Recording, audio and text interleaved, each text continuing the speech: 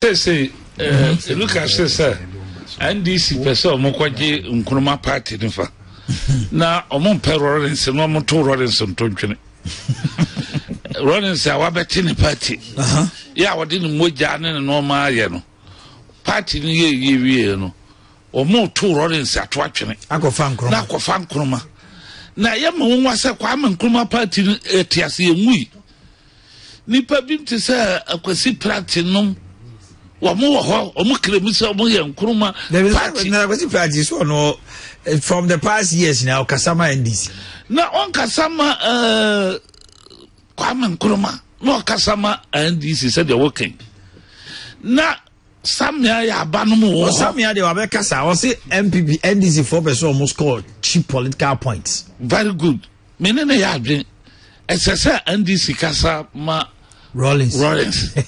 If you said not genuine in susu na ideology no mte party no. Mama mi sa asamba ko na menko. Kwame Nkrumah. Ye tu no. Ghana ha na ye wo aye tu Kwame Nkrumah no. Ye tenyum bi wo Ghana ha se ye kotuluka da fidie wo de yi Nkrumah. Ye kotuluka da fidie wo de yi Nkrumah. Sabra na Kwame Nkrumah do bo he. Obi antima makasa se na anu ada no mbakase charge e de bo Kwame Nkrumah no obi anyi ano omo bande Kwame Nkrumah Ghana ha sabre na chidi for no boy na founding fathers so fathers day there way oh Kwame Nkrumah ye bi mo ma no the same time wo ye body kase pa e tia wo ma no enti na kocho kan wi yi hwe ho no wo bia tima ji de hwene so wo Ghana ha se o ka Kwame Nkrumah ho wo bia dwane wo bia kana no tumu wo ha so papa kwaya do one in na pese ye kai sabre no mo he ya ene ya ebinum akwakuto ebinum achi se Kwame Nkrumah me de ye bo Kwame Nkrumah ba so amepe na said ya me susu ye se holiday na doso enti se Independence Day se Independence Day yan kan nyina mo ye Independence Day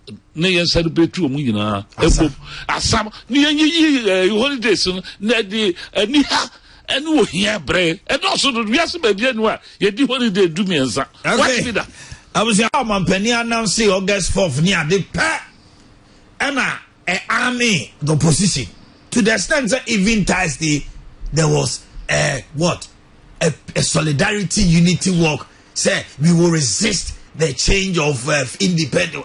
Emphasis be na dia mai. No, say sa work no kran emphasis be na dia ma go duru yin kwase ntokwa kosi. No, but they've done their work. But what I'm saying is Ujidi say, doc, emphasis be pa na sa de we e dia bre yen. Because me why Semesoya no pana me man me meeting ahwem ho na me kosuku manya adwuma na bibia akoso a I don't care about Kwame Nkrumah and Dan Kwabuzia. Sisi ade no hia me sia yo mampani akufado. Ono na ne ho hia me Ghana ha. Ne nsese ne niema na betima affect my life. Enya Dan Kwa owu ko ne Kwame Nkrumah wuko. So why are we spending so much time? Maybe that to me is it relevant even from the start? Mami ntio. Mahina this ma comedy. Yeah, me chia motif for no wa for.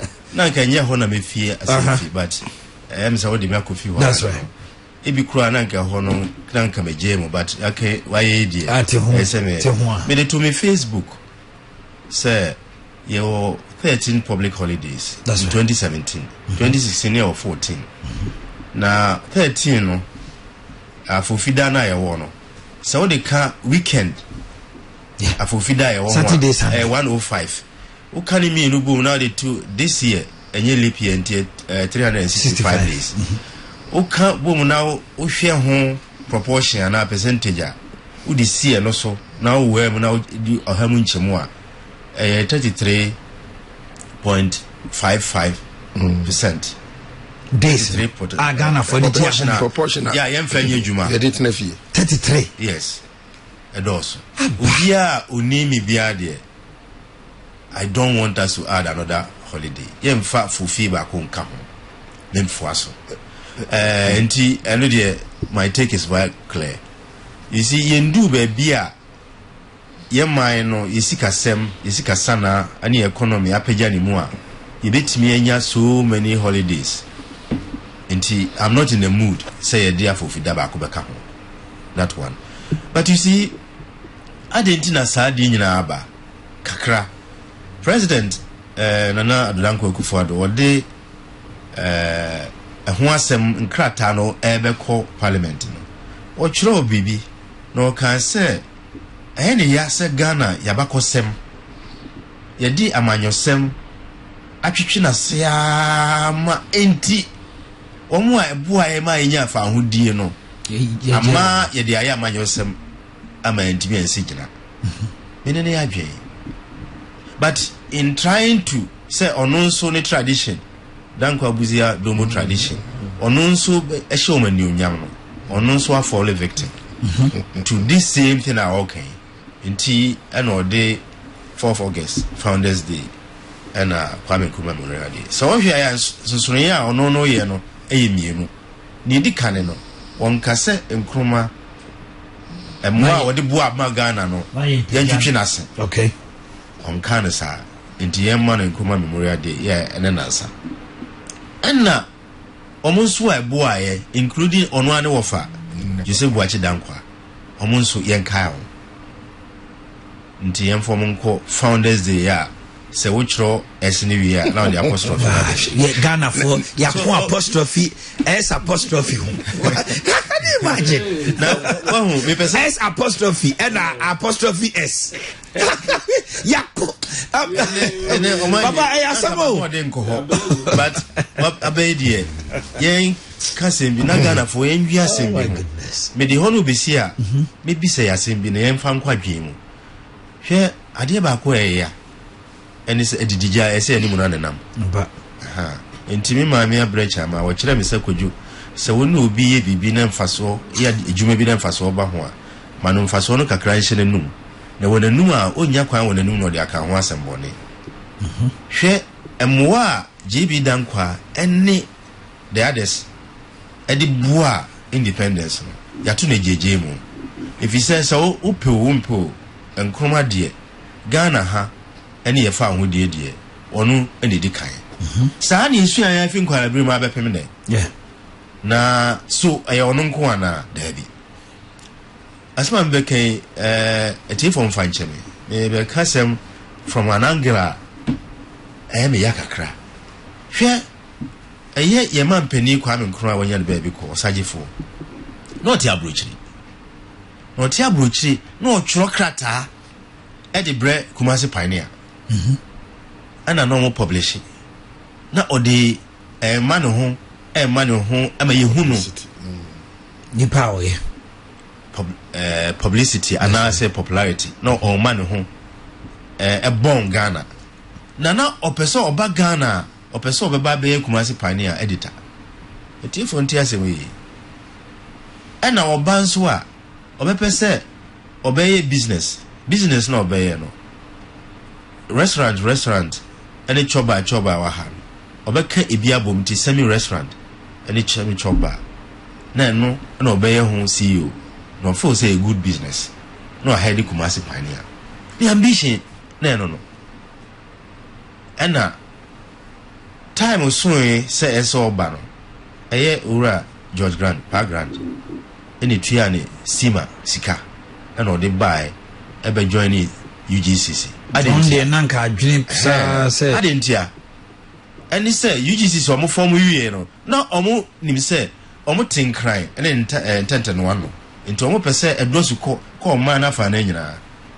Na omo di nkuta ho papa ba ko a obetimi edi ashita Ghana nyina e Kwame Nkrumah yenkofa ne mbra to mo de no bae no be churchurofo general secretary ono kwani executive was UGCC a na etuareka nkae ne JB Dankwa no program no obi anyisika yenti ne no wie nso a yese onko Ghana fa na nyina na onko nkurabata UGCC onfa nko ho no no mutua ne transport man no ne ka eska no mutua man per diem ne odi be kakra odi be didi no mutua accommodation guest house baby a no obeda ne mutua man na Nkrumah koe no koe se enu nti no mkofa no bae no owo saa de no ho akyede so we Peter Nwedi kai chichemu nan atire na yimudu a Nyankopon ache obi a ache de nti ono nso na ache de no eno ena ode koye nti wo ko no nam nkurase nkronkuma mu no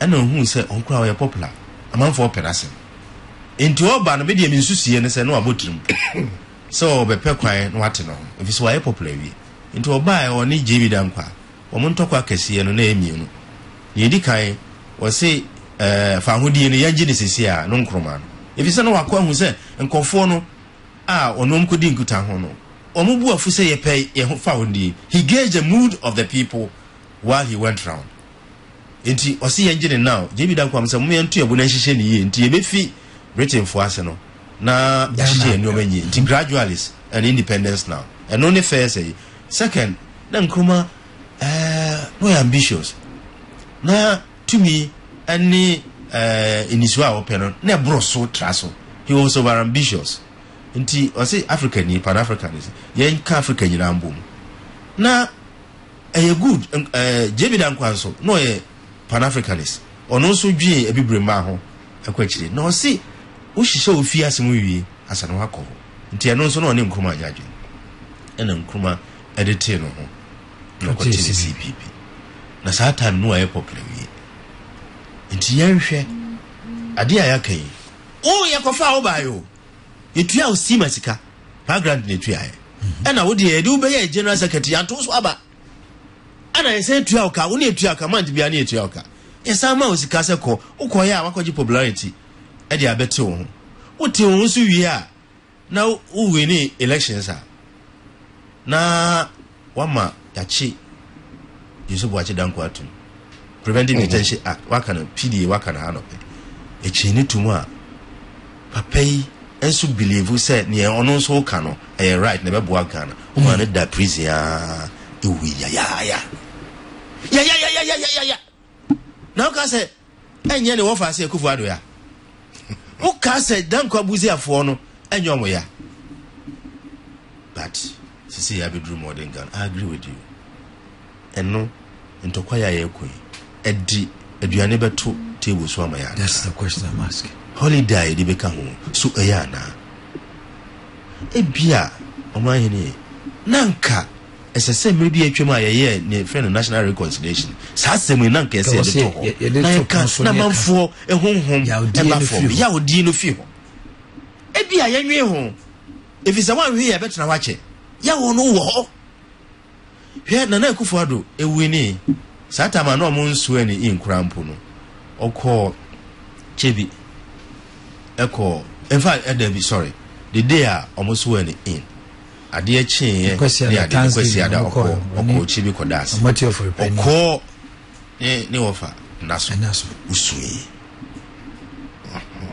usui maybe yempe reconciliation because here send Ezekiel one here beda wache ebia MPP beko ebia NDC beba be sesa date but I say when that's down here reconciliation na okay yanto aso na mami mfamfi baby ananka mpese me fi ankasa senior minister kasa na wose kata sese dwiri mproye abana ni beko ho na omo make sure say omo a edigana boni ewia Ghana sikani nyina e de omo famra kwan so ne agi sikani nyina na se impo se mrama ho kwan a obechi biato me de pass asem de me de na unim abatu a ye 2016 die eni oma 92 me die me susuye eno enema MPP din kunim na NDC din kubu ni edi kan me kan opotoka sem aye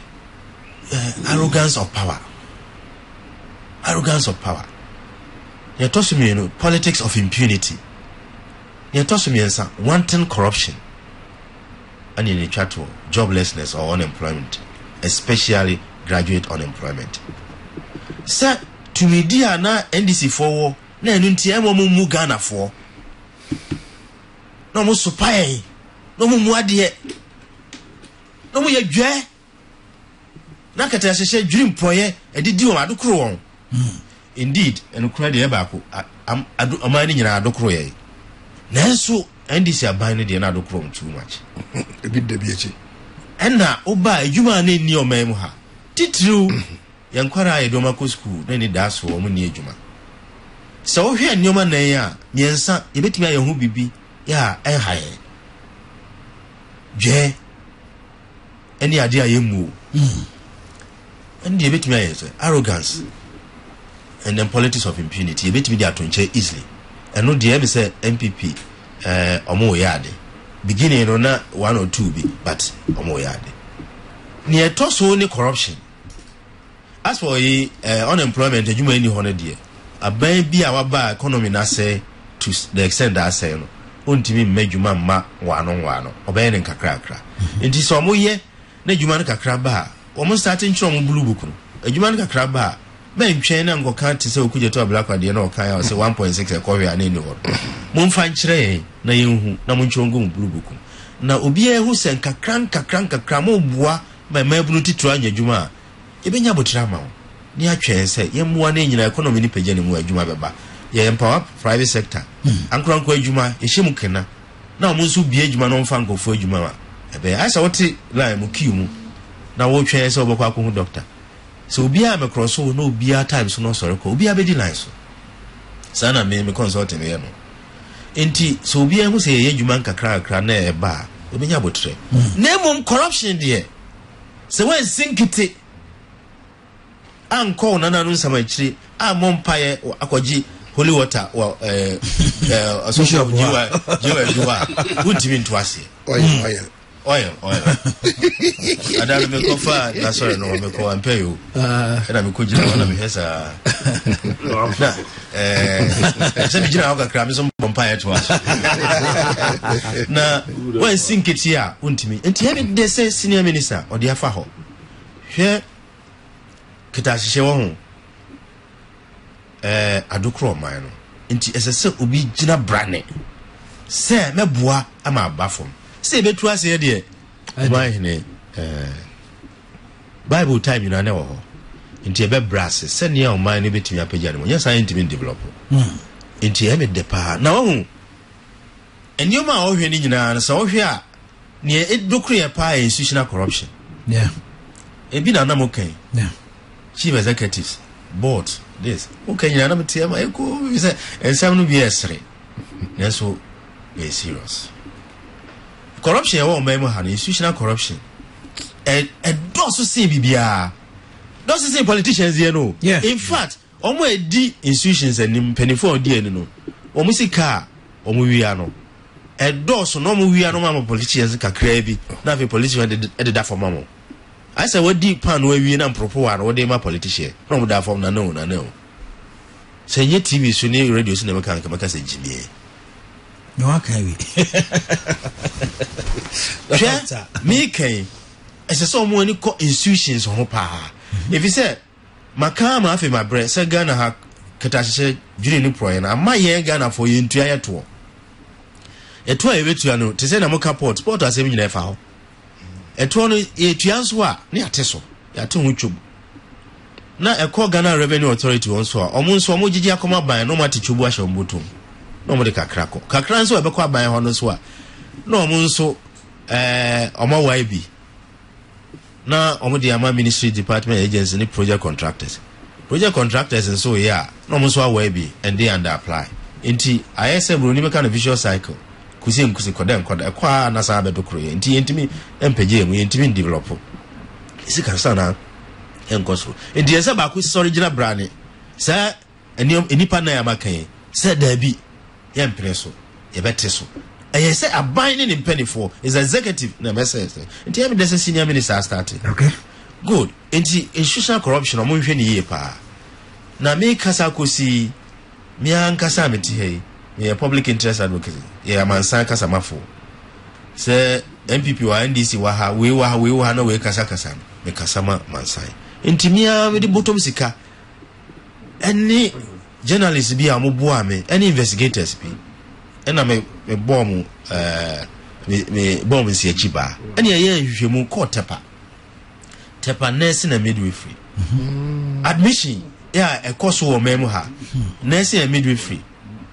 Senior high schools and universities kitashye dream for your hopa intimia me de me pepa hwe den senka senior minister asema kenke aboa mo wo de enye wenye audit report and say you public accounts committee me ntwa no ukuada no ya ye dwumade bi ato din kawasem ye ma Ghana ye ko Ghana fa na nyina ma manfo frɛ na ye ho dwiri ye nursing wo wafa form ni nyina awie no ye fa wa ni afra o se bra interview ombefa 200 so mutumi invite 3000 obia betu 100 Ghana we kura mpo disi omote so ministry no ama abafom I don't know interview obia 100 Ghana and omo ye na crossbow be bia 100 na bi charge differently nti we kura mpo de emfa no so omo ye bi no na omo he me twa ho na maba petrol so no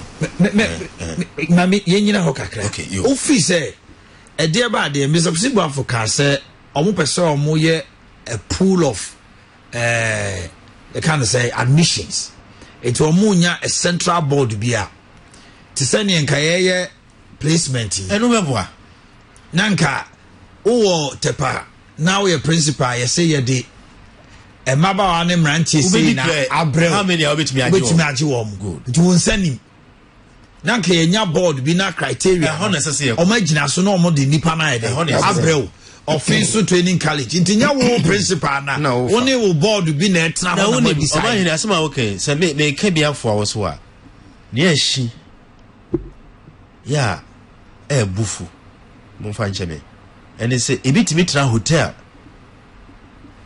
na yi no ne nursing training no wo ebia brode bubu abome no atna hotel o bia kofodua no ya admission if uba no waji usika no o the amount ebi okra wan fill form so de be ko but be that as me abai check kakra awotepa de no if you say yeah we dey what ho ne ya investigation abro usika ni osimpo anim ene ye de abro ya nka se ye wie no so ye se ya famra na hye nsa o ye de abremo se mo hwehwe mu emma deputy minister of health tina mensa ko hwehwe mu ye de me investigators ho ensema ono so hu kra na chen ye de ye mama me tina ho sa na osan be ye this admission bill afi na aban ana se ministry amane nsa so se ya interdict no woni bi se ye man transfer so nkotashi aki yi na fitepad na kotashi adina ko another place na just the same thing that's what they do all the time it's institutional corruption say honorable yasafo mafu muti a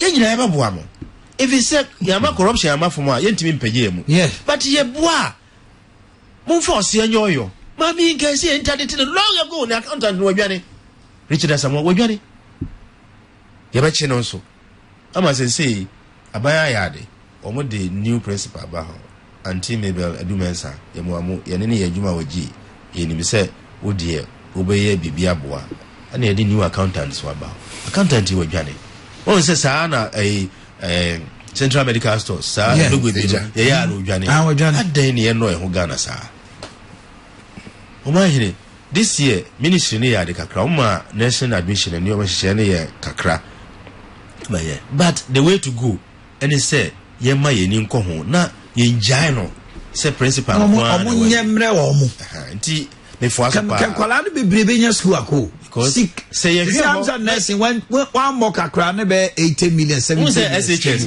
ama ehun corruption e be ba from kakra ye ne sa any free SHS university ni next place a ye be ko na ye make sure university admissions that's a hospital ta hoke ejuma no kra ya starting put that no discipline ya starting put that na in due course ye be to dwane de biama the rightful authorities na ye yesa abema yesika sem be mani mu ama corruption dream kata hye baba form ehia Ghana pa it is one of the reasons why aba no ye tuti NDC ye de NPP ba nti yeso mo hwe ni ye pa se ho kata hye ne proye se NPP ni kra ya wamunjo so no se nanado ni nansi form sa Ghana ko benya ru nanado no de waka na megide nso se wo kata hye dream proye unye bi nso da na enokro na yeko ye nimu no wonye bi na wo atwa ho ahia ese o do na esi form ese o de na esi form pa no make sure say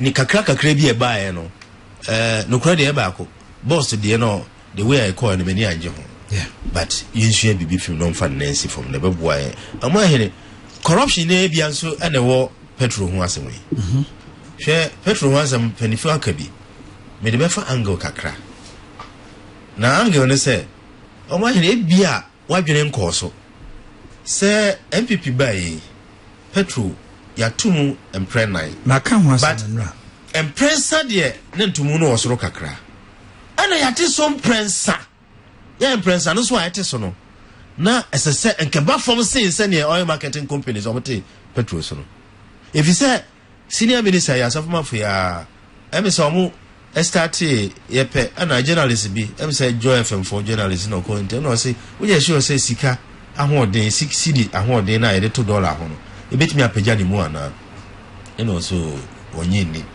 na emom bebi a cedi na du no ye be kye no say police ye ma ne nko nani emi say no ka say on person otu no ho if you say o kawie no cedi ne ahoden kosroa ma dollar tiba for ma ebedu 3.9 from 4.4 ebedu 3.9 just say not only say omuchi no o ma ne san hwan bo hono na nkasa say titi petrol so boom na oil marketing company so ma kan ho abom to say cartel ne kaba yes sir omo pem enfaso abroso on fair profit ana yeti ho ana say National Petroleum Authority na e wo di regulation ti yenti me nya ho hwe omo anabe.